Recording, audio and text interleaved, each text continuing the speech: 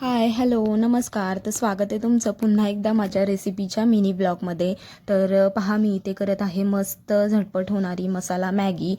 Sunday होता आणि मुलींनासुद्धा भूक लागलेली. मला टिफिनसुद्धा आज द्यायचा नव्हता, तर म्हटलं पटकन होण्यासारखं असं काय करायचं.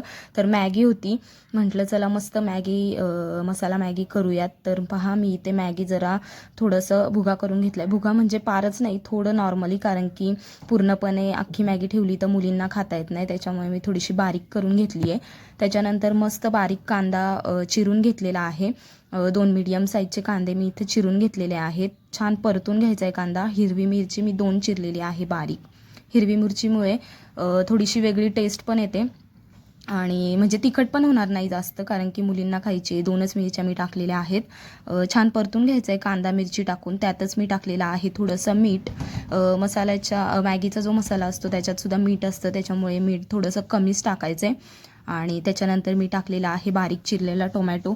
छान असं परतून घ्यायचं आहे आणि त्याच्यानंतर टाकायचे आहेत आपल्याला थोडेफार मसाले घरातले, कारण की मॅगी मसाला फक्त आपण करतोय मसाला मॅगी, त्याच्यामुळं थोडेफार घरातील मसाले टाकायचे. तर मी इथे थोडीशी हळद आणि लाल तिखट टाकले. छान परतून घेतले, मिक्स करून घेतले आणि त्याच्यानंतर टाकलेला आहे थोडासा वेगळी टेस्ट येण्यासाठी मी चिकन मसाला टाकलेला आहे. पुन्हा छान परतून घेतले आणि त्याच्यानंतर टाकलेला आहे पाणी. आणि पाण्यातच आपल्याला मसाला टाकायचा आहे, कारण की नंतर मॅगीत टाकला तर तो व्यवस्थित सगळीकडे लागत नाही, त्याच्यामुळे पाण्यातच मी टाकलेला आहे मसाला. छान उकळून द्यायचं आहे पाणी आणि मग टाकायची आहे मॅगी. तर पाहू शकता इथे मी मस्त पाणी आटून घेतलं आहे. मॅगी छान शिजून घेतलेली आहे, व्यवस्थित परतून घेतली आहे मॅगी. नंतर टाकलेली आहे बारीक चिरलेली कोथिंबीर.